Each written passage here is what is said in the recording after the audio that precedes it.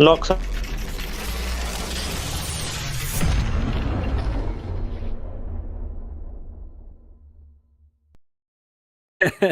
Hello, everybody. We're back. It's all good. Luke accidentally turned the stream off. Don't worry, we didn't get taken down. He accidentally turned it off. So we are back though. So don't worry. Imran, mate.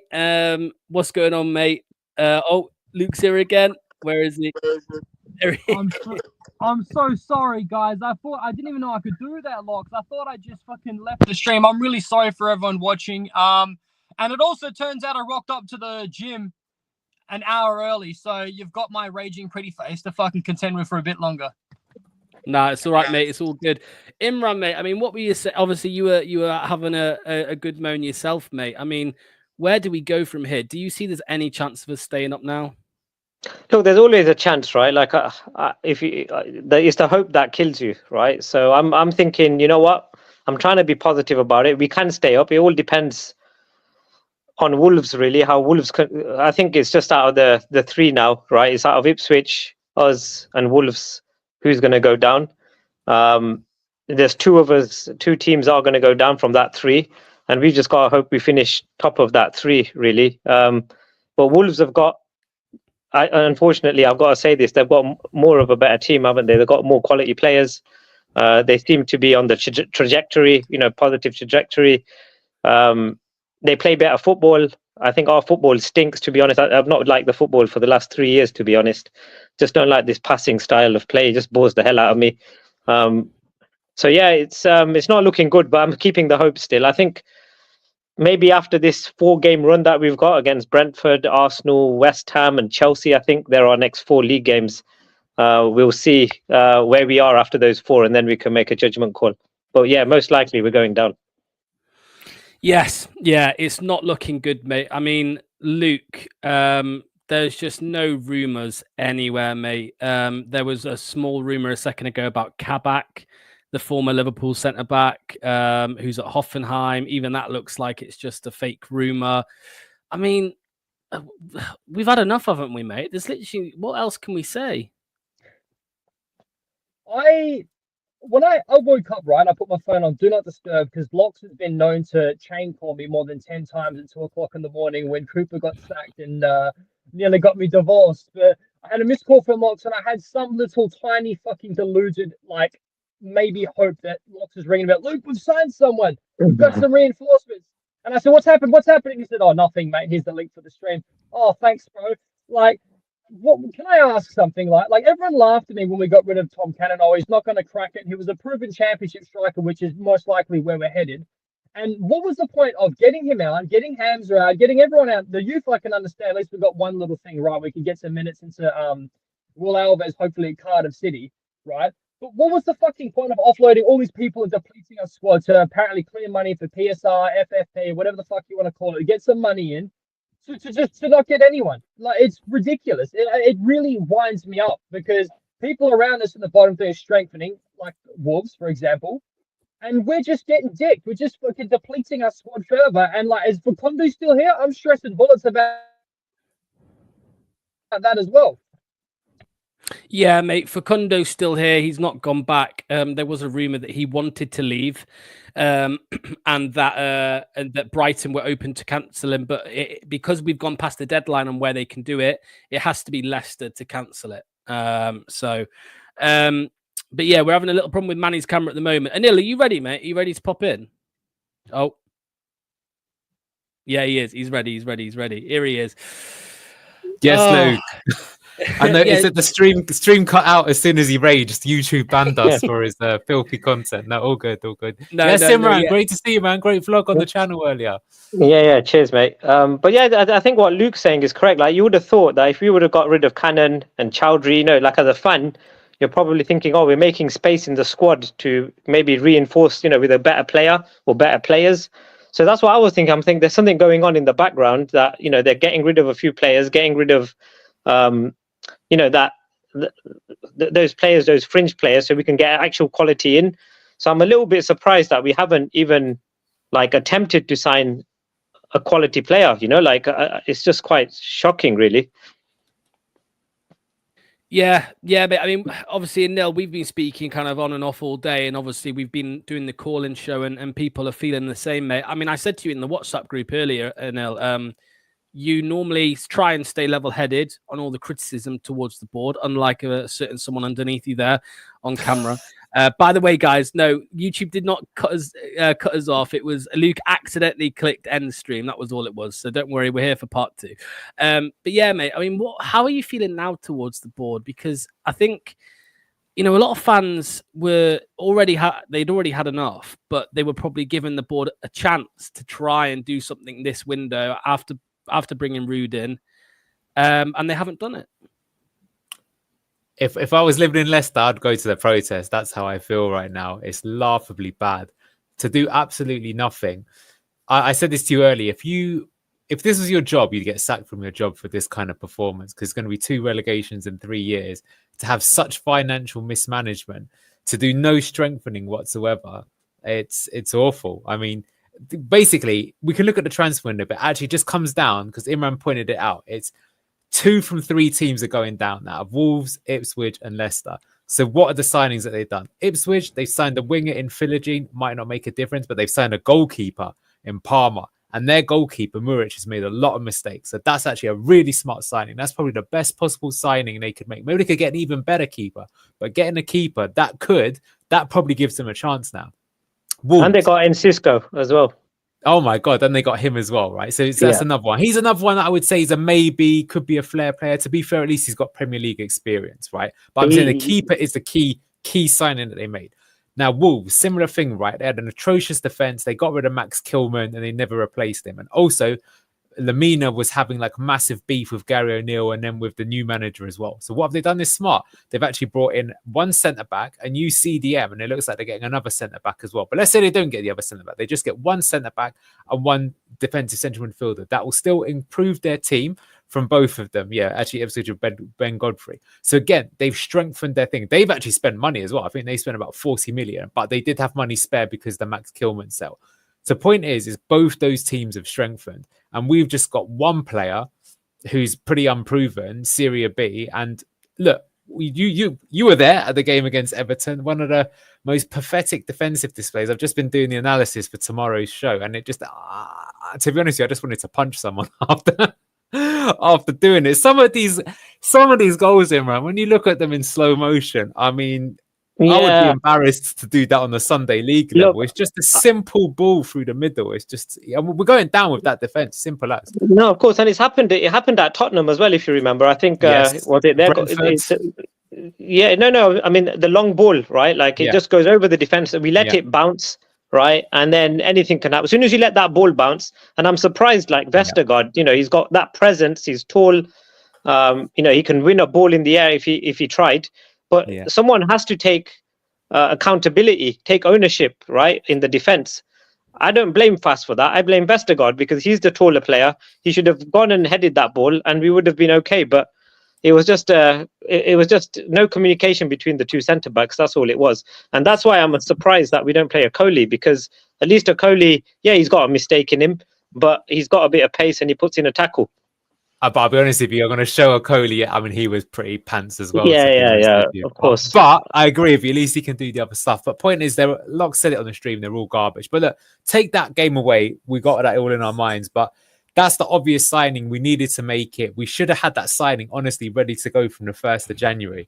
Right? I cannot believe in a month of Sundays, you cannot loan a centre-back, especially if the money that's brought in.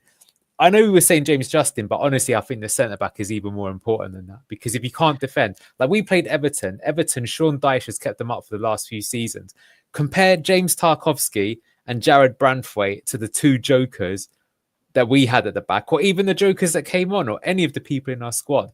Those guys, they're not elite, but they can actually defend. Our defenders cannot defend. Do you know what? That played in the other half can't play it in ours.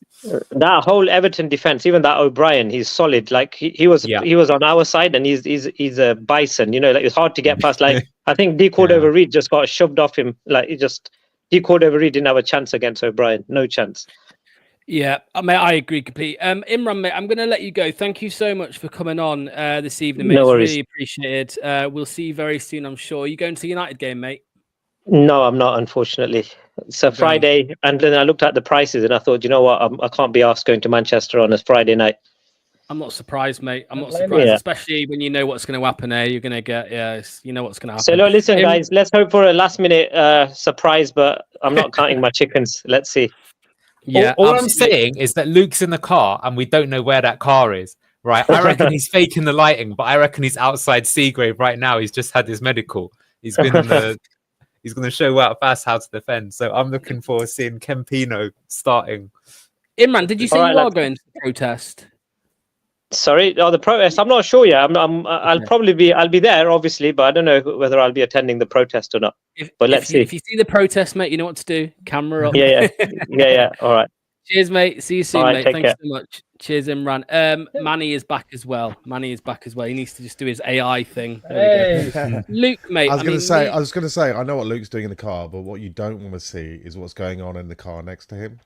So, a Stan Collymore specials going on his a birthday treat for you, Luke, today, huh? Yeah. Luke, mate, I want to ask you about something that we spoke about. Dick in the ass.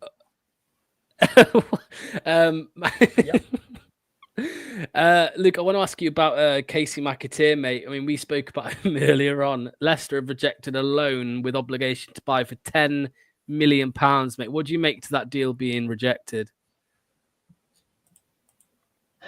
To be honest with you, I would have been more mad if this happened at the start of the January transfer window, because I would have thought this is money that we could have got in to spend on someone else. But like we have with the other players we offloaded, like Tom Cannon, what would be the fucking point? Because if we're not going to bring anyone in, he's not. I know, but he's an option. And right now, we need options desperately. We basically have 0 out-and-out right wingers, which is criminal, mate. Really, really painful. And do you know what's even more depressing, going on to what you guys are talking about, having the same defense and back four as last season we got relegated? We're playing them the exact same way. We're still playing a high line. It makes it, we're not even learning from the mistakes of the relegation season in terms of formations and setting up the defense right. It's really frustrating. So, look, I'd like to get McAteer, get some minutes in him, but I got to be honest with you, mate, we may need him as a squad option, and that's even more damning and depressing to say that we're sitting here saying we need McAteer as a squad option in the Premier League. Yeah, Luke, mate, the connection is cutting out a bit, so I'll let you go, mate. 2 things. Number 1, have a really good birthday. Number 2, don't hit end stream on your way out, okay? Happy birthday, mate. Sorry, guys. It's all right, man. It's all right. Cheers, Luke. Thank you so much, mate. There we go. We will have another guest joining us in a second. But Anil, mate, I mean, we've been talking about loads of different bits of news. Rob Holding now to Sheffield United. Now, we're not saying Rob Holding is going to save us, but it is another defender that is going elsewhere. I'd still say he's better than what we've got based on what we've seen. Wow, fast. The Vestergaard thing, I think you can still play him in a team if you don't play as suicidally high. There's maybe something you could do. Wout Faes cannot head the ball, cannot judge the flight of the ball, makes a rash mistake, poor positioning, makes a foul, is arrogant, doesn't like Leicester. Leicester don't like him. Don't know. You could put Cody in the team, but he's no good either. I mean, Manny was talking earlier about Ben Nelson. If you remember last season, Maresca was playing Ben Nelson ahead of Connor Cody. So I actually think in another world, that is a possibility that he would have probably stuck around and got some games. Of course, he's injured, so it doesn't really matter. I don't know, Cody. But yeah, I'd say we just given up. Like I said, get the white flag out. It's over, lads. It's over. Yeah, it is. Well, it feels that way. I mean, while you're here, actually, before I come to you, Manny, while you're here, Anil, you heard all the stuff about what's his name? I can't think of his name. The centre back that we've been with, Kabak. You've done a little bit of quick research on him. I mean, again, it's another one. He improves us, doesn't he, from what you've seen?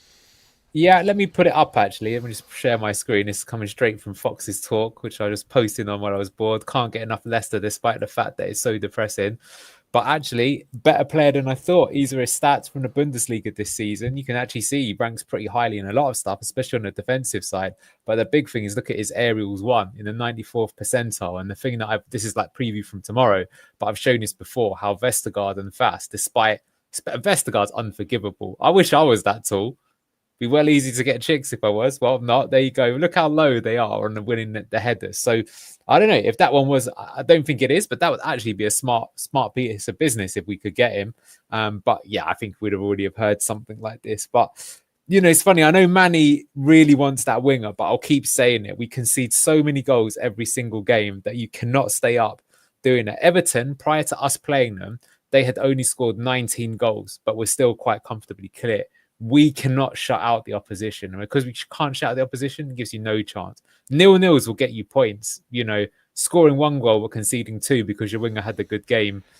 Anyway, we need both, but I'm thinking if I could only choose one, actually for me, it would be the centre-back all day, every day. And even above the right-back, I do agree that James Justin was poor as well, but I just think that CB's got to be a partnership, and all the partnerships we have are awful.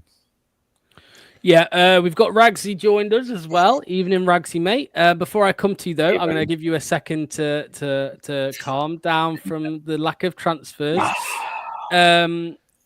I mean, let's just look at this one here, Manny. I've got this for you, mate. By the way, Ross said a Peter Rodder wing. Remember that. Yeah, I mean, Manny, sorry, I'm all flustered because of what happened with the stream. But that's right, mate. Take a breath. But yeah, what are your thoughts to this whole centre back thing, mate? Because I know, like Anil just said, I know you want a winger. Of course, Anil's right. He's right that we concede too many goals and we need clean sheets. But we've kept 1 clean sheet this whole season, and we didn't even deserve to keep that. We absolutely battered in the second half against Bournemouth. So I don't see one signing by themselves necessarily is enough to upgrade us too much. Of course, it would help, and I'd love a centre back for sure. But we're so easy to focus on the amount of goals that we're conceding because it's 4s and 3s and 4s and 2s and 3s, and it's very rarely 1 or less, is it? But we also don't score enough goals. We really don't score goals at all. I'm just trying to have a look through since Rude started here. We got 3 against West Ham in the first one and 2 against Brighton with, that's when we had Ndidi and Mads and the rest of it. 0 against Newcastle, 0 against Wolves, 1 against Liverpool, 0 against Man City, 1 against Villa. QPR doesn't count, Mickey Mouse. 0 against Palace, 0 against Fulham, 2 against Tottenham, the most wide open team in the Premier League. We got 2 on a day that we probably should, if we had some penetration, we probably would have got 5. 0 again against Everton. I mean, it's the zeros. Points, a point away from home at this stage, an odd point here and there is not going to be enough to keep us up. We need 3. In that case, we also need to score goals. At the same time, of course, there's no point in scoring 2 goals if you're going to concede 4. So I totally get where Anil's coming from. And, I focus on the right wing because that's just, I think it's such a hole that we could, if we had a better right winger and a better left winger too, that we could just shut up shop with a back 8. So you play an 8-3 and just say, look, you guys are not going to get near the halfway line. And you just stay back. There is no transition. There's no gaps between midfield and our defence. And you guys plonk yourself there and effectively park the bus. And it's down to your 3 attacking players to try and create something solo on a counter when you hustle for the ball in midfield. I think that's a relatively simple strategy that is translatable. I mean, it's kind of Forest. We're taking Forest to the top 4. It took us to a league title. But we could do that kind of with a left wing because we've got Mavididi in an emergency, we've got Bobby, and they're kind of mobile, But down the right-hand side, Buonanotte doesn't want to stretch it down the right. Ayu's so super slow. Casey's not good enough.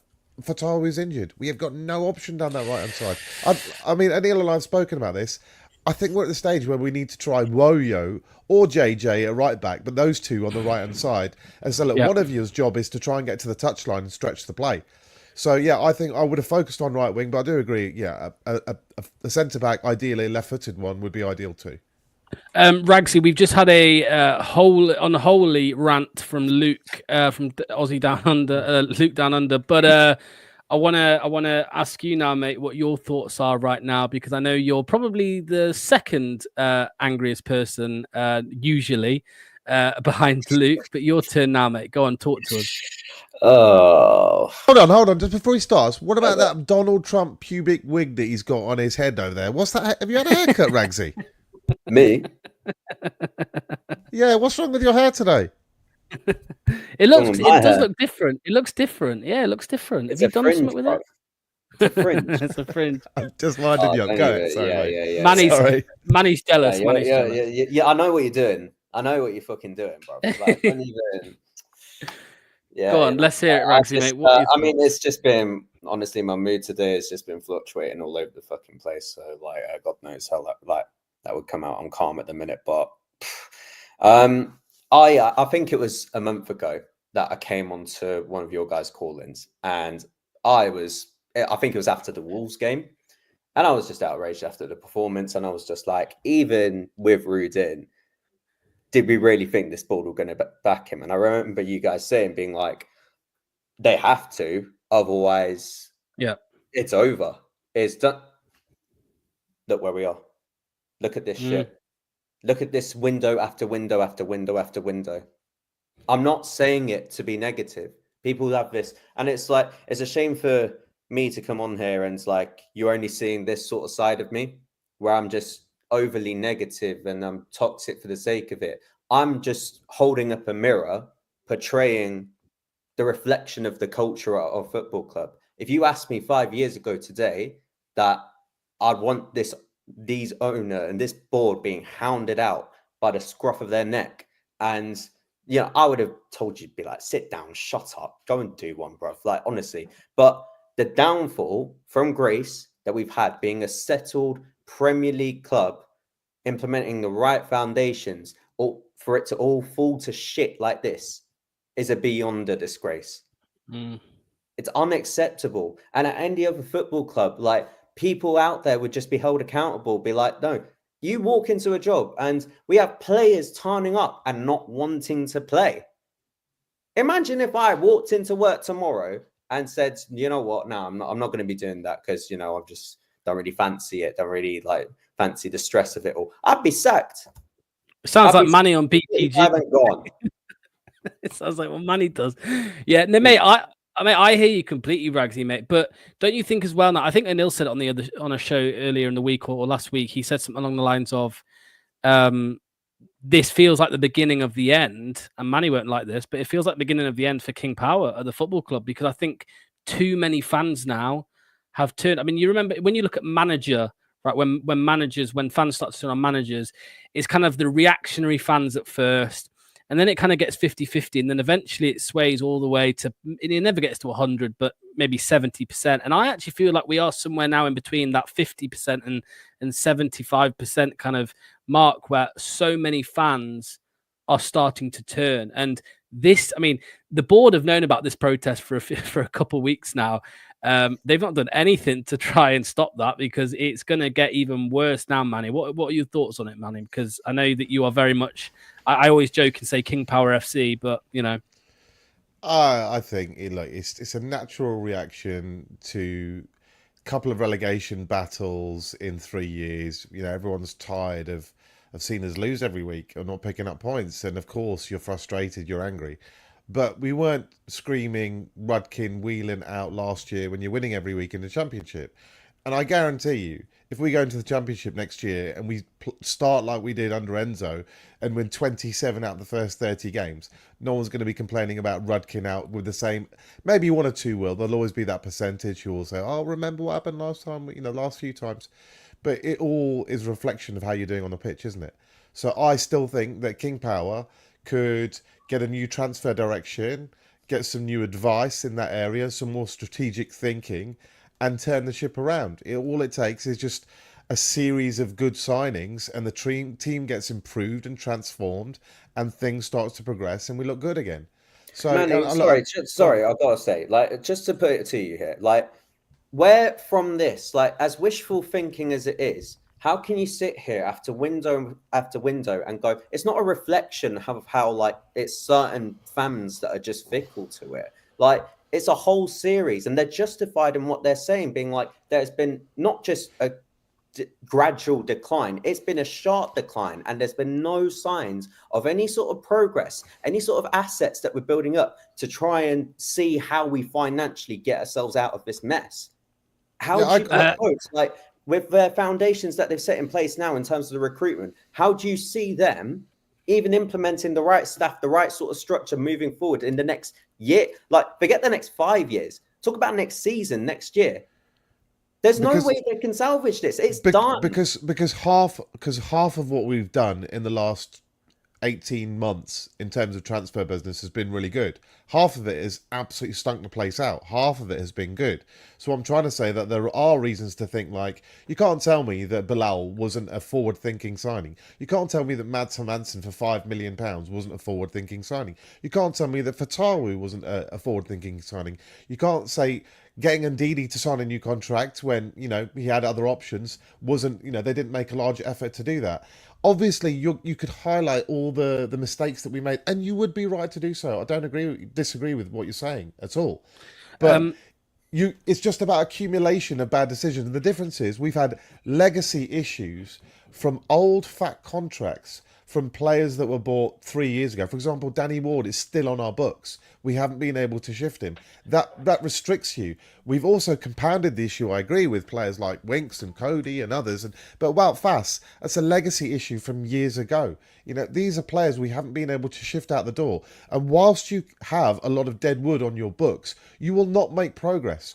And unfortunately, as we've seen with things like Arsenal, it takes you 3 to 5 years to shift all those legacy contracts. What you don't want to do is give yourself bigger problems down the line by compounding the issue with more legacy issues, like signing Oliver Skip. Now, I agree, we do not help ourselves enough. Manny, yeah, no, I did want to hand it over to Anil, usually the voice of reason, but you've listened to that, mate. You've nodded to some of the things Manny said. You've nodded to a lot, actually, of what Ragsy has said. Talk to us. I'm more in Ragsy's camp on this. Like, fundamentally, the culture at a King Power must change. That's why, like, these legacy mistakes keep happening. We made them last season in Connor Cody and Harry Winks. You can't pay a player in the Championship 70 grand a week, use him less than 30 starts, and you go up and he gets a pay rise, and he's not doing it. That's a horrendous mistake. Plus the Vestergaard contract extension. 2 years, maybe we'd have accepted it. 3 years, suicide. So these mistakes keep getting made, and this happens in companies all the time. The example I give to you lots a lot is the Microsoft one. When Microsoft under Bill Gates, they're the richest company in the world. Bill Gates is like, I've basically completed life. I'm going to step down. I'm going to give it to my mate Steve Ballmer. He comes in, absolutely ruins it. He's an idiot. And he goes, these mobile phones, they're not for us. They're not going anywhere. They're just oversized junk. Passes on it. Apple make obviously the iPhone, and the rest is history, right? And they had to get rid of him. They brought in another CEO, and that one was like, no, we need to go back with what we're good at, making software, and they need to start making a comeback. Sometimes you got to change the culture. The culture of the King Power absolutely stinks. You're seeing it play out right in front of our eyes right now. Things aren't going to be different. At best, we're not. Like, basically, other clubs caught us up. There was, to give them some credit, they did something that was right in the past, where they were innovative. This was, in my opinion, mainly Nigel Pearson, who came in, made certain departments like the physio team, the analytics. He created this culture where, like Leicester's analytics team, they used to have like open conferences in the stadium that other analysts from around the world could come to, open source, because they were like, our culture is we want to get better. We're only going to get better if we listen to what other teams do. Do you know like how managers sometimes let you come in and watch their training sessions? Similar kind of philosophy. Now these guys, man, they fluked it 10 years ago, but they haven't moved with the times. And that's dangerous from a company. If you stand still, Nokia is another one. Remember Nokia? When I was a kid, I had Nokia N95, great phone. Where's Nokia now? Nowhere. And that's what's happening. We're going away of Nokia right now. So how do you address it? You address it by fundamentally changing the culture at the company, and which is what they are, basically, King Power. They haven't. And this is why we are where we are. And I don't think it's a surprise, because you've got someone in charge. I've said this before. It's not his fault, but he is in that position through nepotism, not because he earned the right to get there. And he's just not as good as his dad. Is nowhere near. And he might be young and he can learn it, but that learning is costing all of the fans. And we as our fans, like, we've had owners before, we haven't had any. So you got to judge people by their results, and these results are awful. Manny, before you touch on that, Ragsy, mate, I mean, I know you agree with a lot with what Neil said there as well, especially about kind of Top never really earned the right to run the football club. Of course, it was thrown upon him under horrific circumstances, and you know, he would have much rather if it was his dad running the show today. You know, he's not happy about, I'm sure, how it happened. But what do you make to it, mate? I mean, because like Anil said, something needs to change, and I don't trust Top to change it. I don't, because he didn't do it after a relegation with the 8th, 7th most expensive squad and highest wages, and he didn't change a thing. Nothing's changed, if I'm being brutally honest, nothing has. Like, nothing in terms of the hierarchy, nothing in terms of our setup and how we make club decisions and stuff. I mean, like, when it comes to like that sort of video that's been going around, because that's nearly sort of sent me over the edge here before coming on it, so I had to double check it as well. But I'm like, even I'm just trying to rationally think, like, you know, being in his position, facing all this pressure, and you're thinking, at least go and be there. Like, just for the sake of moral support, at least go and oversee what the board are thinking, what they're doing in terms of their sort of struggles. Try and get a grasp as to, like, you know, how difficult it is, and, you know, whether we think, you know, like, okay, you know what, if we need to push that extra sort of 5 million and stuff just for a say on it. And the fact that he's left the Everton game as soon as he possibly could, and over back in Thailand playing polo today, words sort of fail me here. I don't really, you know, it's just done. It's finished. Like, please, just like, I thought I was being overly harsh when I said he didn't care, but and I thought I was second questioning myself, thinking, was that, you know, did I go too far there? But he don't. Everything I've been saying, it's always just now been proven right here. Come on, Raggy, he doesn't care. He's written off £441 million of debt owed to him. Okay. If he wanted to rinse the club, he could leave that debt there as an insurance to himself and asset strip the club and say, do you know what, I don't care. I want as much money back as I can get. He's written it off, converted it into equity. You try and tell me, you know, that somebody who spends in this case, what is it, 140 million this time and a couple hundred million last time? Somebody who writes that off, somebody who puts money into Seagrave, somebody who's in the background, we might be asking why we've got no money, is also improving the stadium and doing lots of infrastructure products. Does that seriously strike you as somebody that doesn't care? Somebody that doesn't care was Milan Mandaric before. He didn't put his hand in his pocket at all. No. Okay, so on that debt to equity thing, this is money being owed back to him. So yeah, okay, I will sort of hold back and say he's not an evil bastard like the Glazers could be, in terms of like allowing sort of United just to rot in debt and stuff. He sort of cleared it off. But this is money that's owed back to him. He's still getting money out of the Premier League. He's still profiting from us just by being a status as an owner. Like, okay, it's money that, okay, essentially, like, he's done that sort of deed there. But that's for the sake of caring for the sense of business purposes, not caring because it's a charitable donation to us. This is money that should have been owed back to him, but he's lost out due to poor business plans, due to his board that he needs to be holding to account that he's failed to do. So I don't think emotionally or just financially he's just not interested, not as much as like I think people perceive to be that he is. And Neil out and being like, you know, at the end of the day, he's a custodian. This is not King Power FC. This is Leicester City Football Club. All right, and people really need to start dissociating the fact that, you know, these guys are there to supposedly to take care of the club and see it forward in terms of its ambitions, just to be like, we're not asking for the moon, the earth and the stars here. We're asking to try and compete, to try and look for progression, to try and think of new innovative ways to move forward as a football club.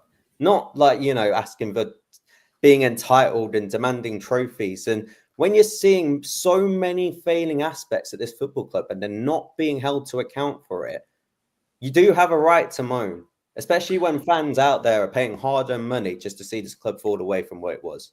And Neil, I want to just read this tweet to you and get your thoughts on it. Somebody said, at the end of the day, Top's the money man. It makes no odds if he's here or not. Wolves owners likely in China, Newcastle's in Saudi. It's the ones they employ to do the job to get things done that need to be here. Unfortunately, we employed John Rudkin. Get him gone now. I mean, I keep saying this, Neil, on every stream. Everybody would prefer it if Top was here and he made the changes. But the problem is he's not doing that. Yeah, that's true. But I mean, as you say, ultimate accountability goes to the top, whereas we're starting to call him bottom because that's basically where we're heading right now. It's got to be his new nickname.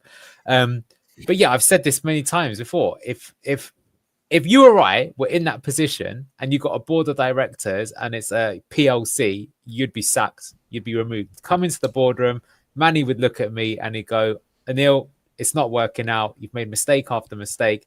We're having a second relegation. You did amazing for the company. You've been brilliant in the past, but it's time for some fresh blood. Give it Ragsy till the end of the season. God knows what would happen if Ragsy was CEO of Leicester. But that would be fair. And you know what? I might hate his guts. I might hate that decision, but ultimately I would know that it's the right one because you mucked up multiple times. I think many fans, myself included, were like, that relegation absolutely sucks. But based on what we saw, we're like, okay, you know, we're going to forgive you because how can we not forgive you after giving us the greatest moment probably in football history, right? FA Cup was good as well, but they've just repeated the same. In my opinion, I've said this before, I think this season is worse than the last season because I think they're making even bigger mistakes. And I've said it right now. You've sacked a manager and you haven't backed him at all with any signings. That's madness. Where can anyone explain to me why that is a reasonable decision in any shape or form? It's not. It's mental. So I don't know. So that for me, that's what I think. So look, I've said this to you. I think that the King Power connection is good. I don't think they should necessarily sell up or anything like that. I actually would prefer the fact that they do seem to care deeply for Leicester and the club, but they're not showing that in their results. And I think that actually, I've said this to you before, Locks, like I have my own company and one of my friends was one of the co-founders. He's actually recently left the company. And one of the biggest mistakes I made is because he was my friend, I let him get away with so much shit, right? Because he's my friend. We went way back. But now that I look back at it, it was such a mistake because basically, you know, he was doing things. And I think that's what's happening here. So and it may not just be someone could argue for you to be fired then, Anil, yeah? Yeah, it could be. You're making mistakes at the top. What I'm saying is, to use your analogy, to extend that, most organizations, if they have a series of results, if they have 2 or 3 bad years of results, maybe their profits are down, maybe they're actually making a loss. You don't necessarily sack the board, sack the owner, change everything. Everything is a unique case study. Top's been in charge since, 2018? So 2018, the season was fine. 2019 season was fine. We won all the way up to 2021 where we win the FA Cup.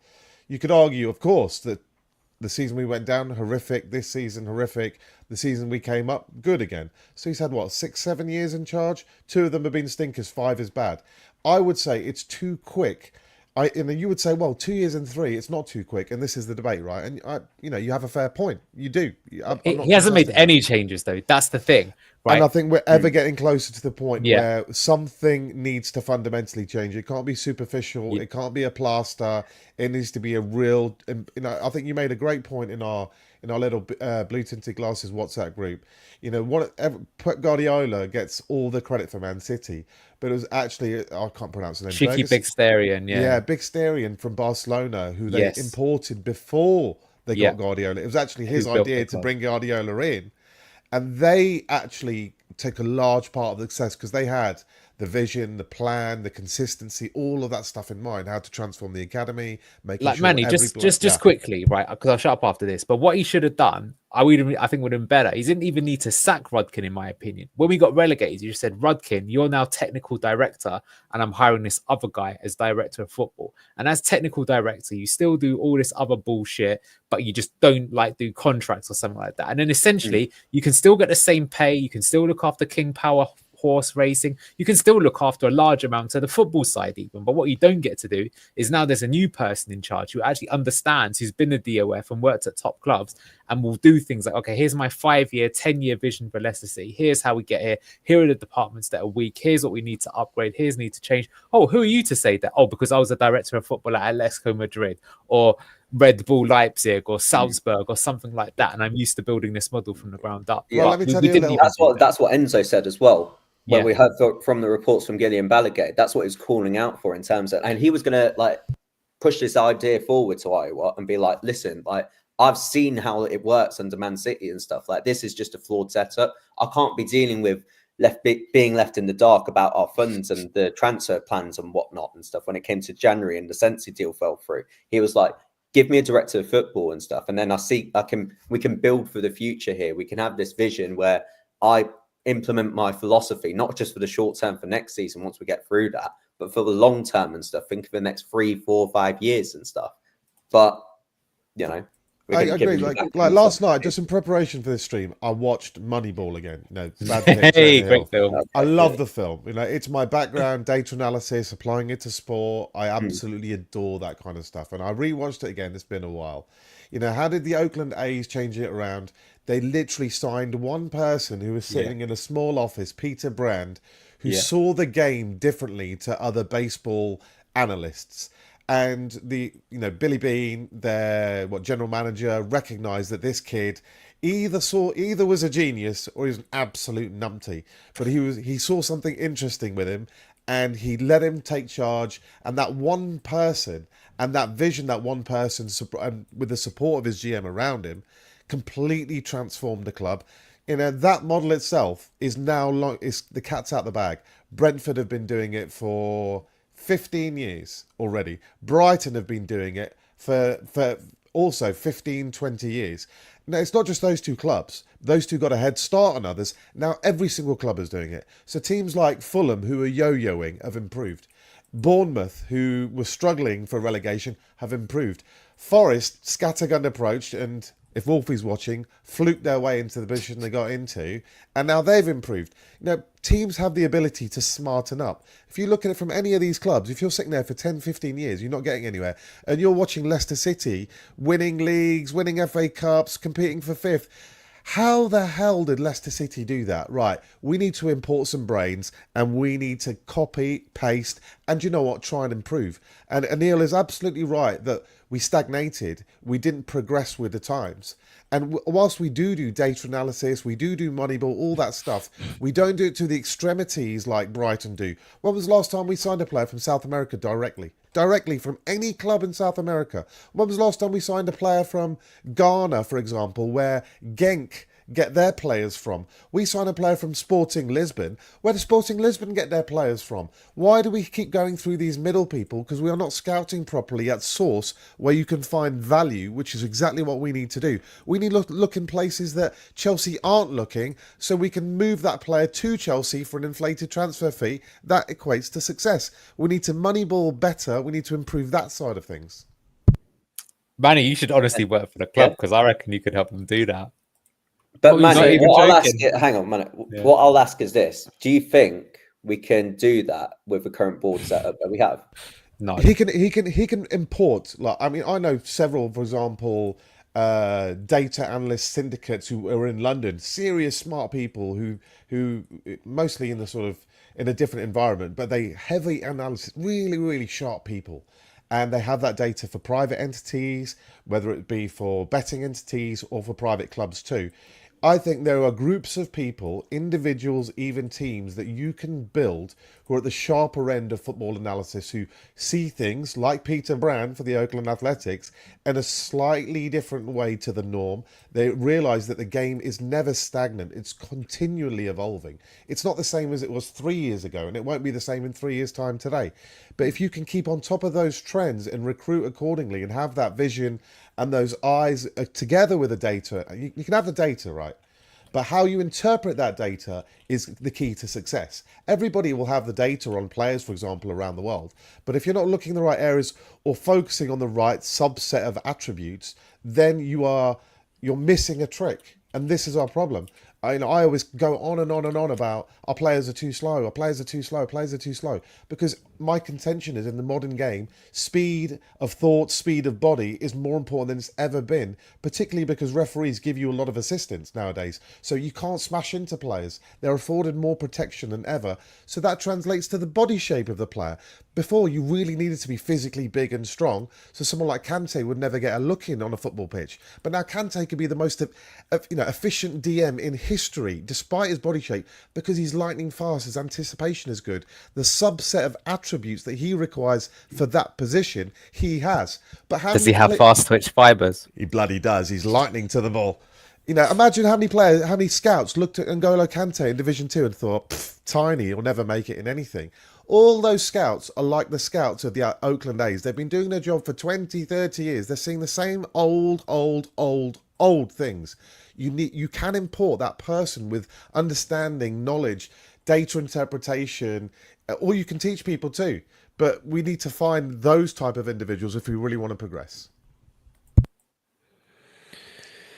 Well, there we go. There we have it. I am going to get an updated graphic on screen in a second. But yeah, I mean, Anil's just pointed out that Eli Junior Krupi has signed for Bournemouth. So there we go. French under 21 striker /10, really highly rated. If you played Football Manager, you know who that guy is.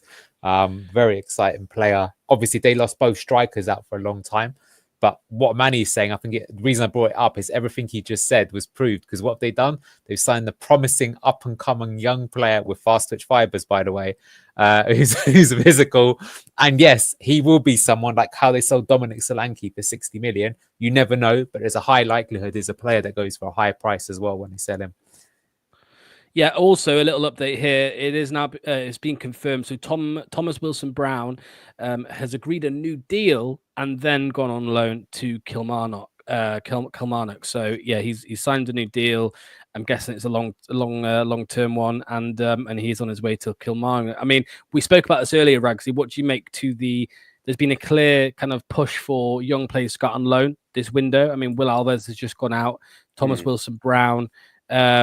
And I saw Brandon Cover was recalled and then sent out again. So at least that's happening, Ragsy. I mean, that's just, come on, it's just basic sort of scut work and stuff. I mean, let's try and okay, listen, they really could have done fucked up and not even done that and just allowed them just to do nothing in the under 23s or something. But yeah, and finding the right loan deals and stuff. But yeah, I mean, what about Michael Golding as well? 5 million. Yeah. What's happening with him? This guy is supposedly some sort of prospect that, could actually play in the number 10, or, you could try and shift out and at least try and utilize him from the bench or something, but we haven't even seen him. And he's just disappeared. I'm genuinely worried for his safety and his presence and stuff. I think we just need some posters out, but yeah, but bar that, I mean, sad thing is, I'm just not really even surprised anymore just by the business. It really is just sort of depressing. And much as it sort of pains me, and it's, this club always sort of keep on dragging me back in, after the Tottenham game and stuff, I think I'm buzzing, I'm gassed. I was like, how the hell did we win that? I don't care. But we can sort of build. And you just think from then, you'd have people in and around the club that would be in tune to keeping that good feeling going. They're all on social media, they're all lapping it up and stuff, and rightfully so. It was a good win, and they'd be like, right, okay, what would be nice? Just add an attacker in, add a winger, but go to Rude and say, do you know what? For the Everton game, here you go. We've got yourself a winger on loan or something. Just have him involved in the squad, even if he can't start. He's just there for you. We got that bit done, but nothing. Yeah. Last thing for you, Rags, I want to get your opinion on is again just on the board. I mean, Callum Boyle has spoken out on Twitter, and he said just completely numb to everything related to Leicester now. Such a shame. Used to have such excitement, but feel like it's all being sucked away. Right now, it feels like going to games, spending my money on it is out of habit and duty, as opposed to being excited to do so. I mean, it goes back to what Anil said on the call-in show. I think it was where he said, the fans are being just treated like customers now. We used to be treated like family and actual fans, supporters, but now it feels like it's just being treated like customers. And I think Anil said, treat them like consumers. Products. Is that what you said? Products. Sorry. Yeah. So consumers or and they say show with your feet, right? Don't go or don't spend the £70 on the new shirt and all of this stuff. You know what I mean? Yeah, absolutely. I think if you want to really hit them where it hurts, then yeah, you got to boycott. It has to be done. There was something I think it was on another call, and I think Anil was sort of saying and alluding to when it came to with football fans, and the younger generation are probably more angsty towards the current sort of ownership, and they'll sort of be a bit more proactive, be a bit more quick on the ball, and the older generation would usually have a bit more patience. And I think when you look at football back in the day, it was sort of dependent on ticket sales. You felt their sort of profits that you made from tickets to actually, if you're going back in the 60s or 70s, it's dependent to push the club forward, to actually turning up and still participating even in the shit times and stuff. And then you could look to next season and go, well, you just pluck out a few kids from the academy and push them into the first team. If they hit it off, you even look at the Busby boys or something, and how United sort of went and churned out success from that and stuff, and it can all change within a few years. Like, but football today is like, I think maybe the younger fans might be a bit more in tune with this. There's so many different aspects now that you've got to consider. It's a whole sort of money game when it comes to it. You have to be in tune with consumers and just when it comes to, oh my God. I saw that earlier. I was just like, why is this next? Oh my God. Yeah, that's a big ostrich if I've ever seen one. Why is he always wearing that like khaki green kit all the fucking time? Someone needs to tell him those colours don't suit him. Weird behaviour, bro. Honestly. Yeah, Ragsy, mate, I'm going to let you go, mate. Thanks for jumping on. Appreciate Cheers, it. lads. We will chat. I mean, we know now. We're going to wrap. We're going to talk about it now, but there is nothing happening. So, Ragsy, mate, thank you for calling in. Much appreciated. We'll see you very soon, Ragsy. Sort your hair out, Ragsy, as well. Manny, mate. I've just read as well that Tom Watson, the Sunderland player who they were wanting to replace with McAteer, that deal to Brighton has fallen through. So we guessed anyway, Sunderland aren't going to come in for McAteer.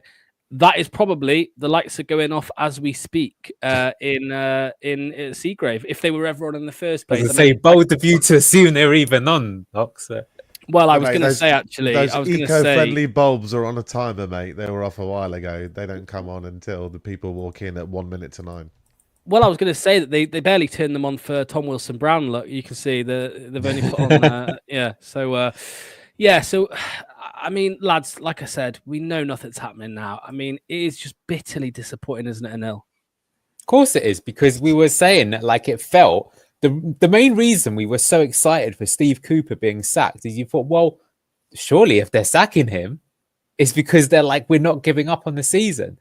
But yet today, the reason why we're all so down is because that is exactly what it is. It's giving up on the season. It's not even trying. There's something called hope. There's a really good comment here someone made where they're saying, yeah, look, football is dead. It's run by money and paperwork. And sadly it is. I mean, Manny and I, we talk about that a little bit, and there's some aspects of it we actually quite enjoy. Like, I don't mind the data side, so you take the opinion out of it a little bit and you try and be a bit smarter rather than just think, oh, I found this wicked lad, we should sign him, and he turns out to be rubbish.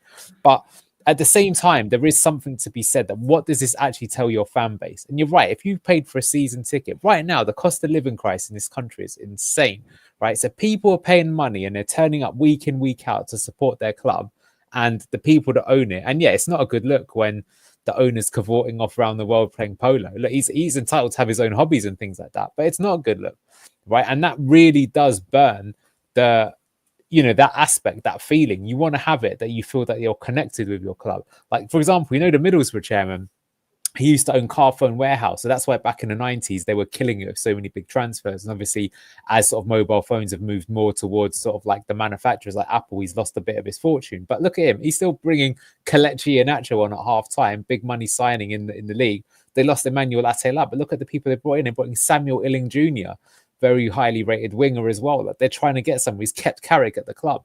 Because that guy, he's a fan first and foremost, and he wants his team to succeed. And you know what? I'm sure a lot of Borough fans sometimes are annoyed with that team, but they know that their chairman actually is like one of them, right, and cares about it. So, yeah, super depressing. It's a nice segue to say that, by the way, just before you jump in, Locks, is that, in privately, we did a very rough little average age of the Premier League squads at the current season. Who do you think has got the oldest squad in the Premier League? I wonder who that might be. Other clubs are doing it, whereas Burnley, Middlesbrough, they're not daft. Everybody caught up to what we used to do, and now they've gone past us.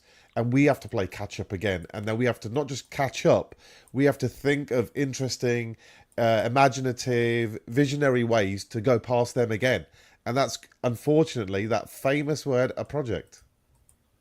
Yeah, another bit of news, another loan, and it is Arjan Reiki joins Tamworth on loan. I think he got one game, didn't he? A substitute appearance. He had a couple of games for us last season. But do you know what? That's another big mistake of the director of football. They made a big deal to sign him, right? And the fact that he's been sent to Tamworth on loan. Tamworth aren't even in the Football League. So that again is showing why did they sign him. I know the real reason they signed him. They signed him because they want to have more representation, and a lot of fans and stuff want to see that. That's one of the reasons why Hamza was always given such a big contract. But you got to have that kind of feeling of ruthlessness sometimes in the Premier League, which is that is someone like that going to cut it? No, then why sign them? You got to sign the prospects that are going to be there and develop the ones that you don't. So anyway, I mean, that's the least of our problems. Yeah, I've got an idea for you boys. We've not mentioned it before. We've never mentioned it on the channel before, but since we've still got a bit of time to get through, why don't look? We can see what Wrexham are doing with their Netflix show. We've seen what it's done for Sunderland. We've seen what it's done for others. Why don't we get the cameras in and see the inner workings of the club? A great way to communicate with the fans. We could get to know. It could be a charm offensive from John Ruggin to see what a brilliant job he does and what he does. It will bring in £20 million a year in revenue extra. It will appease the fans. It would actually get into, you've seen what Drive to Survive has done for Formula One in terms of fans. You could get attacked. We could get a bunch of international fans. We won't have to rely on Craig to keep calling in from Dallas. Sorry, Craig, I'm just joking, Craig. Just joking, Craig. But it's something out of the box. How amazing would it be to see a Netflix show once a week or once a month, and to see an updated episode of what goes on at Seagrave, what goes on match days, get to know all of our players. It's an idea. You know why it would never happen, and it's because of who runs the football club. That's why it would never happen. You know what, Locks? You say it will never happen, but I actually think it will happen. It will take us a very long time, because the thing is, and this affects change in all companies worldwide, is that eventually, when things get bad enough, they will do something that is considered pretty ridiculous like that. Again, I can give you an example. It's an Asian company, right? A very famous company. They're called Sony. You've probably heard of them. Sony, for the longest time, actually had an American Englishman as their CEO of the whole company. And why did they do that? Because in the 90s, they were smashing it, they were killing it. And then what happened is all these Chinese companies started coming up, stealing their lunch money because they couldn't ship anything, they couldn't do anything. It was disaster after disaster. And things got so bad that someone said, we've got to try the nuclear option here. I don't think he's their CEO anymore, by the way, so I'm not sure that worked out. But you will see things like that. And, notice it now. They try and do social media stuff. But actually, just a little anecdote here. Loxy did tell me about it. It's absolutely hilarious. So they've started doing like the live watch along with the actual official Leicester City one. And they've got like Tagger and Elliot, and I forget what his name is, the guy who's like the most bland presenter they've got. Dan Bates. No offense to him, right? You know that is his job. But fair play to him. Even him, I watched it just to see that Lox wasn't making this up. And he goes, yeah, put in your comments and we'll read out the ones that we can during this broadcast, because they know that every comment is just like, down with King Power, get this shitters out of our club. And so they've moved there. So what I'm saying is 10 years from now, they'll finally get it when we're in League One or something. Now, hopefully that doesn't happen. But eventually, when they notice that every other club is doing something, you have to follow suit. So I think that stuff will happen. But as you say, the problem is they haven't got those thinkers or that innovation. And that's because the culture is wrong. That's what I'm saying. You need to have someone there who's willing to ruffle a few feathers, who look, that might be a wrong appointment. Sometimes you can appoint someone like that and it also doesn't work out. But if you just keep having this circle of nepotism where there's probably a lot of directors that are only there because they were born into it, etc., and they're happy with their position and they don't want to risk losing it because they're getting six-figure salaries, then you end up with what we see out on the pitch.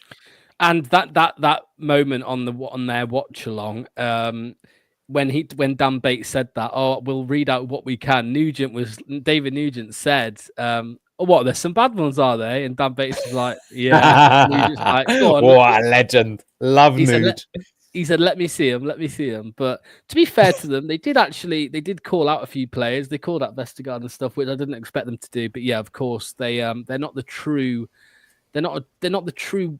What's the word? The voice of the fans, of course, because they could never say some of the stuff on there. Imagine them reading out one of Luke's comments or Ragsy's comments. Can you imagine? That would be amazing. Luke on official LCFC TV. Yeah. Locks. I've stopped refreshing, guys. Don't worry about that. We've got 7 minutes of the window left. Who knows? You can submit a late deal sheet, but I don't think we're going to do that. But come on, have any fans seen any players anywhere near Super? Has anyone seen the Tesco Metro nearest to Seagrave? And who's they've seen a player there? Come on, did you see someone drive past you outside the King Power? Let us know in the comments. At this stage, we'll take anything, even if you've been on LSD and you've been seeing things. Let us know. We've still got 7 minutes of hope left, because in 7 minutes' time, the conversation nature fundamentally changes. Well, look, if you don't mind, let's take a look at actually some of the official ones that have happened. Get your thoughts on this, because look, we ain't going to see any Leicester ones, but especially for the clubs around us. I mean, look at that. Marco Asensio went from PSG to Aston Villa today. That's an interesting one. What do you reckon of that? Yeah, I mean, I saw somebody on Twitter. I saw I think it was LCFC DP in the chat earlier. He said something along the lines of, "Oh, Asensio, why has he gone to Villa? Why wouldn't he want to come and play for Leicester City?" You know what I mean? I mean, he was joking, but. Right. You know, this is you say that, but you know, one thing that is sad is that once upon a time we were in the Champions League and we could have made loan signings like that, and we didn't, which is something that always frustrates me. Anyway, Evan Ferguson. No, but you're right. No. Yeah. I was just going to say you're right though, because look at what Villa have actually done since being up there, right? You know, some of the players that they've brought in. I mean, they poached bloody Yuri Tielemans off us on a free. You know what I mean? And Rashford. I know he's not been any good, but still, it's a massive name to bring in to Villa. So in just the last few days, they've signed Asensio and Rashford. Yeah. They didn't just sit on that John Duran money. If that was top, what's he going to do with that money? Buy another horse or something like that? Anyway, sorry. Let's move Donkey. On. Yeah. Mobility, technicality, wide players again. Unai Emery knows what he's doing. Yep. Evan Ferguson, because obviously he was linked with us once upon a time. He's gone West Ham. I mean, Manny, you talk on him because you don't really rate him, do you? The only thing is, I said because I have some insight into the inner workings of Brighton, right? And Brighton are the complete opposite of daft behind the scenes. I know that for a fact. And these are some of the sharpest minds in not just football industry, it expands beyond that.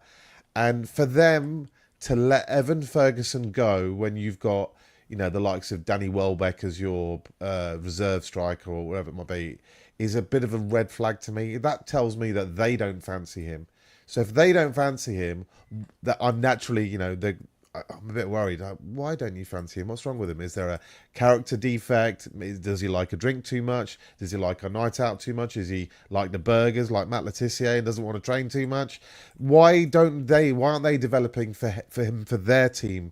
You know, it seems like the ideal striker for Brighton moving forward to help them get from sort of 10th to maybe 6th. So, yeah, that's a bit of a red flag. And also the fee. Brighton are sharp as a tack. When have they given a player out on a bargain, you know, a good player out on a bargain? They will squeeze every last penny out of you because they're shrewd as it gets. So when you're buying Evan Ferguson, obviously we can't afford him anyway. But what are they looking for Evan Ferguson? Any idea? No, probably 60 million or something like that. Well, I mean, 60 million quid on a Brighton reserve striker that you don't particularly like, to me, would scream, avoid. Yeah. Yeah. Brighton themselves have signed Stefanos Shimas. I don't know if he's gone there straight away, but he's like a Greek under-21 striker tearing it up in the Bundesliga this season. He's been linked with Liverpool as well. Interesting signing. See if he'll make it or not. This one was a crazy one. Lloyd Kelly, who signed for Newcastle in the free in the summer from Bournemouth, has gone to Juventus on loan. You what, mate? No, I see that a lot. Do you know what it is? Yeah. A lot of European clubs have understood that they can't necessarily match even clubs like us for salaries, but Juventus is a mega name. So if you can start importing young British talent, you can sell them back to Britain with the English or British tax that goes associated with those players. You know, that's Jude Bellingham, 17 million quid from Birmingham, the Championship. You know, that's why Dortmund are tearing it up. They're sharp as a tack. They know that they can get this player, and if they don't sell him back to England, there's always be a Newcastle willing to overpay for a player like that. There's always a club out there wanting to sign a player from Juventus, a player from Borussia Dortmund. So, you know, it's not so mad as it seems.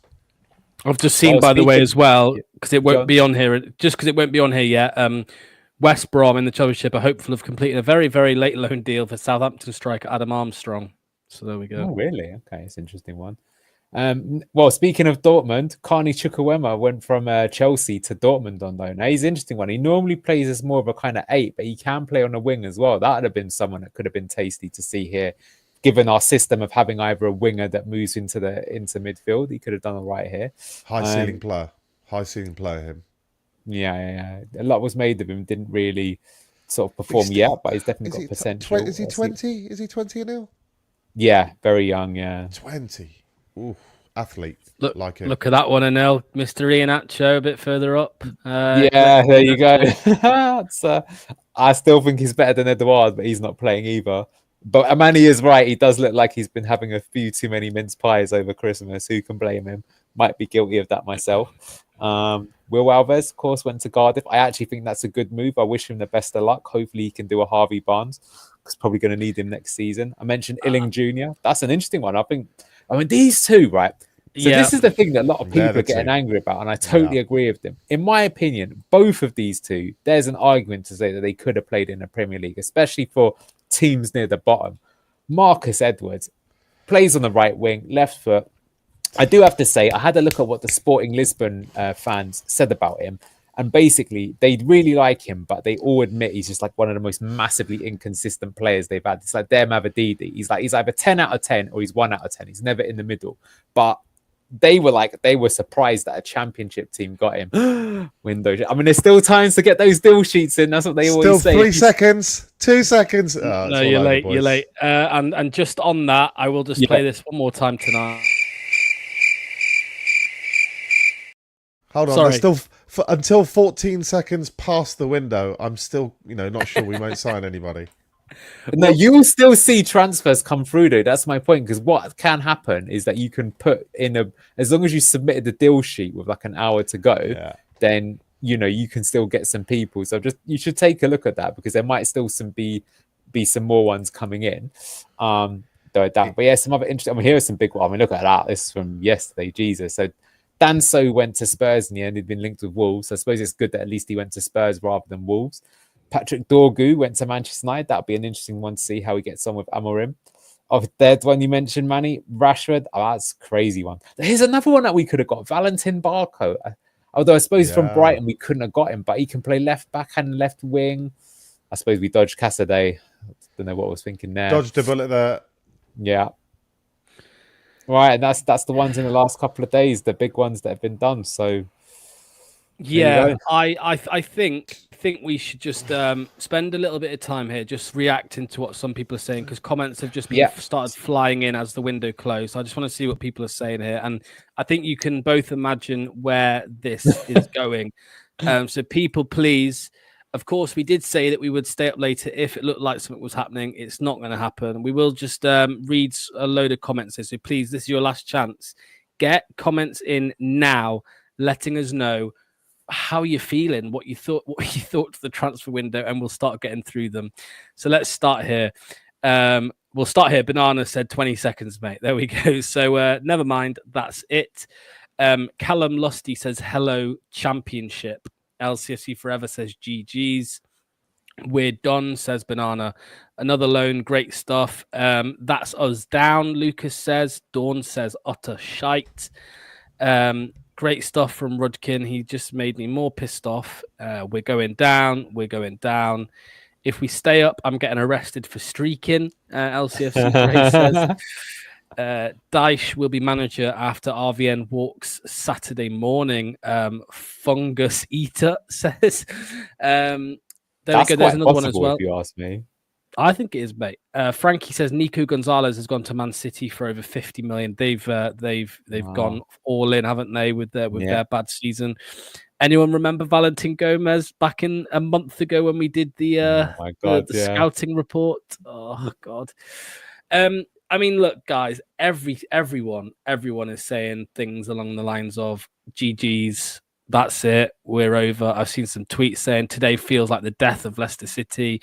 Manny, I know, is going to try and spin it positively somehow, so I'll come to Anil first. Anil, mate, it really does feel like just a day that is rock. It feels like rock bottom. Do you know what I mean? Like in recent years, of course, it feels rock bottom because it feels like we have just waved the flag. Yeah, to me, it feels like I said to you, the beginning of the end of King Power, and this does not do anything to make me not think that. I mean, that's what it's saying. It's literally giving up. And then it wouldn't surprise me if we got to the summer and we found out that, a move has been done, or we've announced that we've entered an exclusivity agreement with some other group or something who are going to purchase the club. That really wouldn't surprise me because to be honest with you, at least that would make more sense than what we're seeing. But this is a grim day because, like I said, honestly, my actual feeling was this: I thought we would have signed 2 players on loan, but we still would have got relegated. But you know what? You could have said at least they tried, right? At least they spent the Tom Cannon money. And it was very difficult for PSR, but they got Marcus Edwards through the door. They got some centre.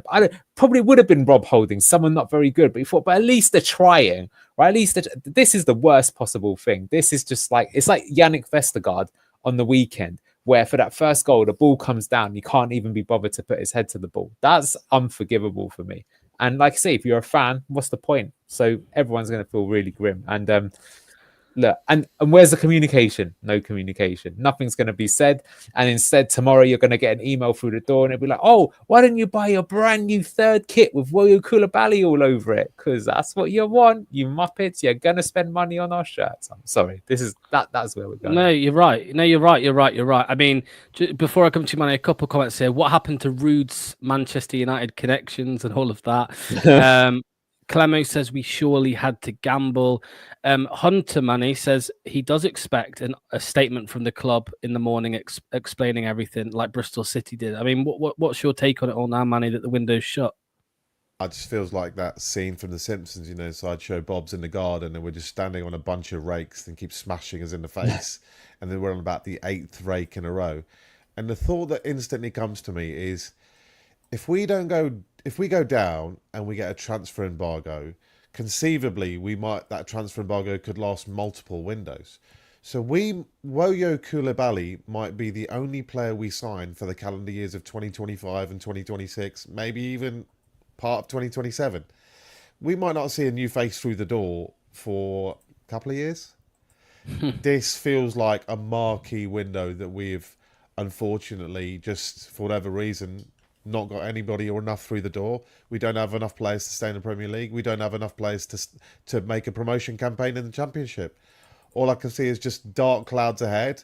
And, we keep using that word reset, yeah? We should have done the reset last time. And, yeah, we should have done. And we kind of half did with Enzo and Martin Glover. And we did a half reset. It's time for a full reset if we go down. If we go down, it's time for a full reset. There's no other way to do it. I mean, Anil, Adrian here says, tragic. Since watching City since 1960s, I will never see them back in the top division in my lifetime. Don't think Div 1 is the lowest level. I mean, people will say it's dramatic, right, to say things like that. But that's actually how it feels at this point, because we know that, well, we're expecting as fans a transfer embargo. We're expecting points deductions by the EFL. That's what makes it so baffling that we haven't gambled like people are saying. Because I think someone asked earlier, was it Manny or was it Andreas? Somebody said earlier, would you take, I think it was in the call-in show actually, you were there, would you take a points deduction next season if it meant bringing in a quality this window? But, of course you'd rather not have to pick, and it's them that have put us in that position where we're asking those questions. But I know you said it so much. The Wolves window, the year we went down, they splashed the cash and they stayed up. And even now, they're still reaping the rewards of that. Look at Cunha. Yeah, they think about it differently. They've got that much more ruthless business mentality to it. But I do think that's a bit over dramatic because, like I said, Manny and I, we were around for that last time it really went bad. But the difference there is that, basically the people that were bankrolling the club quite literally ran out of money. And back then, football clubs were not worth anything like what they are today. The thing is even if this club gets relegated into the Championship, someone says you can buy Leicester City for 350 million, 500 million. Maybe it'll even go for as much as $1 billion, even in the Championship. Someone says yes, because that stadium, the local catchment area and the fan base and the support, the recent history, Seagrave, current squad, it's worth a lot. It's a massive shortcut. Many groups will want that because you can definitely platform your way up. So I don't think the only thing you could happen is you do get these sort of situations where you get owners that sort of sit on there, and because they're owed massive amounts of money, they never want to sell until a really big offer comes in. Like that happened to Sheffield United for a while, didn't it? It's happening to Reading right now. I don't think we're quite in that sort of position, which could happen. So I think because of that, like I say, I can see us being competitive, but in some ways you might end up with the fate worse than death, which is sort of what's happening to Norwich, where they were like, get promoted, like, yeah, we're really excited. And after 10 games, they're like, oh, we're going down. Then they go over to Championship, smash it, and like, yeah, we're going to do it right this time. They come back up, first game of the season, 5-0 to Liverpool. You know what I mean? And I felt really sorry for them. And I think after the third time it came up, you could tell on their faces, it's like, oh, you're excited for the Premier League? They're like, no. So that could happen to us. I hope it doesn't. It's just we've lost all that momentum. It feels definitely like there's something different. But I think it's just because the thing that's most gutting for us is we know what could have been. Especially as those years where we almost got to the Champions League, we were like, oh, if only one of those top teams would have messed up. And this season, 2 of those teams have messed up, but we lost our momentum in the time and other teams come and caught us up. I know you're joking anyway, Adjit, but I mean, they can deduct you points if you've got 0. You go into Sheffield United started this season in the Championship with, was it -3 or something like that? -2 they started with, didn't they? Yeah. What do we think happens with Ruud? Because surely Ruud knew before today nothing was going to happen, right? It's not like he's only finding out like us at 11 o'clock that we're not making any signings. He was well aware. Do you think, boys... Okay, here's a question. What's more likely? Ruud walks in the next 6 weeks or Ruud sacked in the next 6 weeks? What's more likely? I don't think Ruud will walk. I don't think he would do. You can do it once on a point of principle at PSV. If you do it a second time, people interpret you as toxic or a problem maker or someone who doesn't toe the line, and it'll danger his future job. You know, you have to stay true to his word. He said, if we don't sign anybody, we'll have to make do with what we have, or we'll do the best we can with what we have. And what are we? A couple of points off safety? I mean, it feels like a lot bigger than a couple of points, to be honest. But, you know, we have to... Look, we are flat today. Me more than anybody. I put a lot of emphasis and highlighting on this transfer window. We did scouting reports. We're trying to help. We're trying to... Every single day, we're talking about the importance, why we should... We're trying to evaluate it reasonably and say... What are the pros? What are the cons? Let's game theory. Let's see what happens if we don't sign anyone. Let's see what happens if we do sign it. We've been through it over and over again on this channel many times this month. And to end up with where we are, which is basically Nowheresville, you know, we need Great Escape style miracle. You know, we can't look externally.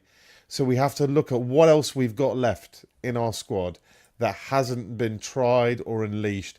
And are we missing a trick potentially somewhere because what we're playing at the moment isn't working enough? So unfortunately, I'm going to be spending February trying to find the virtues of starting Odsonne Edouard this month. You know, I mean, we've got nothing else. We've got nothing else to try. This is it where we are. And oh God, look, I'm fuming's you know, I try to be a bit more restrained than that, but I just feel flat. You know, beyond it's worse than anger. It's just flat. I feel empty. Like my energy is gone. My hope is gone. Yeah, we're going down. What can I tell you? Yeah. Last question to both of you. Is there any chance of this happening back to back? Because there's always a possibility, out, definitely. Because the bigger problem is, even though I said that we were being a bit over dramatic, the issue is that the situation we could end up in is that next year, because of the penalties that we're put on, we end up selling the young, promising players, and we're left with just the mercenaries. And the mercenaries, they want to get out, but they can't find a move because they're on big wages. So they're just going through the motions because we've got bad culture at the club. They're just like, oh, I'll just turn up, play whatever. And then you get on a big losing run. Because we found out, I mean, I know it's difficult to say, like, you know, in the end, we ended up coasting the Championship a little bit. But I do wonder next time round, because I just don't think we'll have a squad that's anywhere near as overpowered, which is sort of what it felt like last time. You know, you had cheat code players like Wilfred Ndidi, you know, Dewsbury Hall, Patson Daka, even, who we didn't even need to use. You know how many Championship teams like this? These lot are a joke. They've got a £25 million striker that they don't even use. That may not be the case next time around. So it is possible. I don't think it will be. Just coming back to your thing on the statement, I think the only thing, they won't do it, but maybe if Ruud came out and said, like, do you know what? I understand that the fans were upset. We sat down, we spoke about it together. There were 1 or 2 signings that came up, but we didn't feel that they would really benefit the squad. So we've kept the one that we have. And you have my commitment and Top's commitment that regardless, I'm going to be here in the summer. And if we do go down to the Championship, we're going to do a rebuild. We're going to get, I don't know, they could do something like that. They won't, because unfortunately it's the Leicester City style just to be silent assassins, isn't it, at the moment? But maybe they could do something like that. But I just feel that they should have done that at the start of the window. Again, what I think is a stinker is that, like, you know, basically what Percy, who is the guy that always drops the bombs for Leicester, he's the one that said Leicester City are looking maybe at 2 cheap fullback signings this window. That's all they'll go for. And I remember looking at your face locks when that was announced. You were like, 2 cheap fullback signings? This can't be serious, can it? Well, they weren't serious because they only got 1 cheap fullback signing. So it was even worse than you anticipated. But that's the reality of where we are. And that was all true all along. But they knew that, and they never told the fans that. And again, I've said that is disrespectful to all of us. And I don't agree with it. That's not, in a modern world where you got social media and the internet, how you should be doing business. And the reality is, Manny, though, that although Anil's right, the club didn't tell us, they did in a way, because it's so obvious since day one that they were leaking bits of information to the press. John Percy, Rob Tanner, Owen Palmer-Atkin, all of that stuff. They were leaking certain bits to set fan expectations. Where the hell is John Percy getting Leicester want 2 cheap fullbacks from? Where is, you know, there was a mad rumor about us spending 100 million, and soon after, I think it was 100 to 150 million, they said once. Yeah, and soon after there was in an article from Tanner or Percy, I can't remember, said that, yeah, Leicester won't be spending big. They've got that info from somewhere. It's been drip fed from the club, and the most recent one was this morning, where Tanner, Percy, Owen, and Jason Bourne all said the same thing. Do not expect any signings for Leicester City today. Where have they heard that from? The club. I hope that those people you've just mentioned, you know, those sort of who represent fan questions to Rude, and it's a bit harsh, you know, pointing these questions at Rude. You know, Rude would be desperate for signings more than any of us. You know, it's his reputation's on the line. He's got to work with it every single day. And I hope that those guys like Jason Bourne, Owen, Jordan Blackwell, Rob Tanner, etc., they, you know, really ask some tough questions here. No softballs. This is a time to ask what has actually happened this month. What was the thinking? What happened to? Did we actually have a budget in mind? What kind of budget roughly did we have available? Which areas might have you been looking to strengthen? You know, they might not answer these questions, but they need to be pressed now, because the fans are going to go crazy, and rightly so. You know, us guys here on this channel, you know, obviously, just like the people watching, most of us love this club. We will moan and whinge, but we'll still be in the Championship. We'll be here in 3 years, and 5 years, and 10 years, and we suck it up no matter what, and that's great.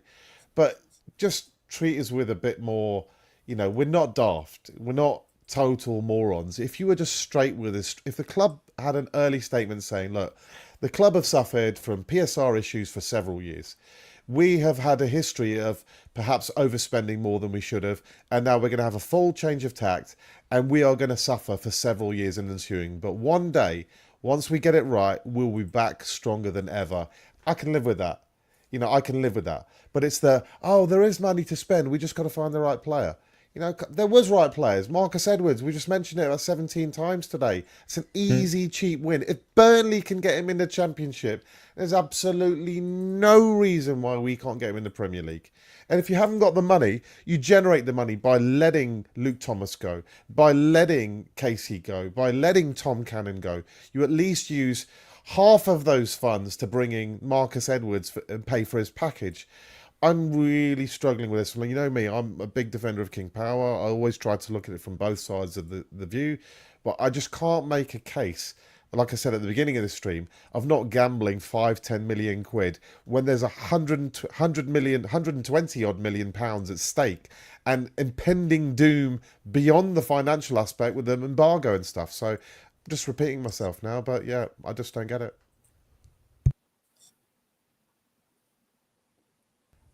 Sorry, as I said a minute ago, that's it. The window's shut. The best part is that Leicester City, at the second that the transfer window shut, did put a tweet out saying Oliver Ewing has made a loan move to Buxton for the remainder of the season. Bang on 11 o'clock. So there we go. It's like that. Do you remember the tweet from Leeds United years back where they said, don't go to bed just yet, and then they announced a loan out deal on the deadline, which was so that's it, guys. That is it. I want to say, thank you to everyone for joining us over both deadline. Well, 3 streams tonight, the live call in, and then part 1 and part 2 of deadline day. Thanks to birthday boy Luke, but no, it's all good. The rant was worth it, I think. If you did miss part 1, go and check part 1 because we spoke about a whole lot of things. Me, Doc, and Manny and Imran. So please go and check that. And I have just tweeted the club to say get the EFL badges in stock, lads. Get the EFL shirt badges in stock. So I'll probably be blocked when I wake up in the morning. But yeah, any final words, Anil, mate? Any final words? What a letdown. Yeah, I've got a final, just an actual serious point. Like, God, this is what I'm like. Like, I always try and I'm such a sucker for it. You lose hope, but you try and find somewhere somehow.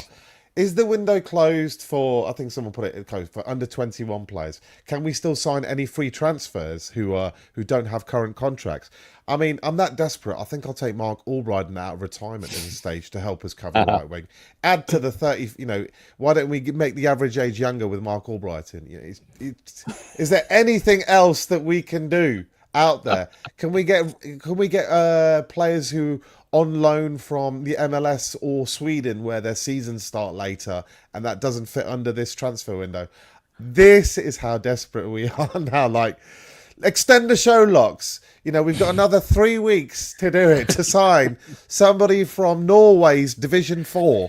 He's apparently really massive prospect. He used to be a farmer, but he's a player now. So let's get him in. We can sign free agents, lads. So there you go. We can sign free agents because Willian's deal. He's having his medical tomorrow. He's not even signed for them yet, but he's going. I don't know if you heard it, Anil, by the way, but I read on someone's Twitter, like an official source, saying that Leicester had spoken to Willian and his representatives. So, but yeah.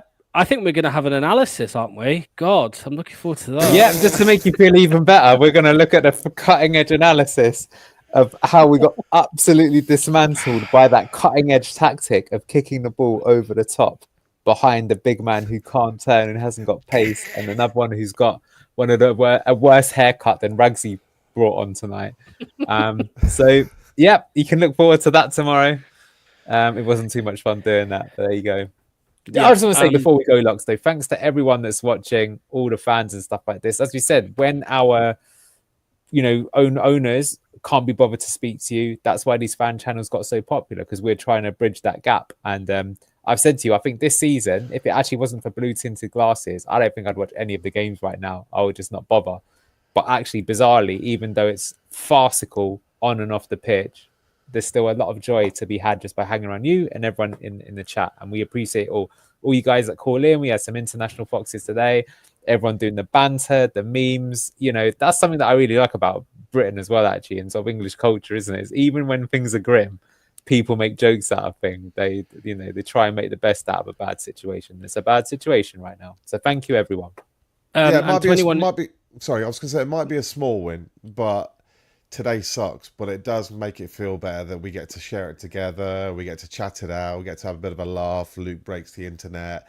These little things do make the community that we're building a lot more fun, a lot nicer. We kind of help. It's like an AA meeting. This is at the moment, isn't it? We're just sort of sitting around talking about our stories about what used to happen in the old days when we were. Yeah, there we go. Forget it. Meeting cancelled. Get the beers out straight away. Yeah, I've had the last drop. Listen, if you only joined us at 9 on the channel, like I said, there's part 1 and part 2, but there's also the live call-in show. So go and give that a watch. Analysis tomorrow. We will also have a video at some point talking about the transfer window in a shorter form video. Nice and sweet, short and sweet, as Manny's wife calls them, I think he said once. So there we go. Thank you so much. And for the final time tonight, here we go. Cheers, everybody. We'll see you soon.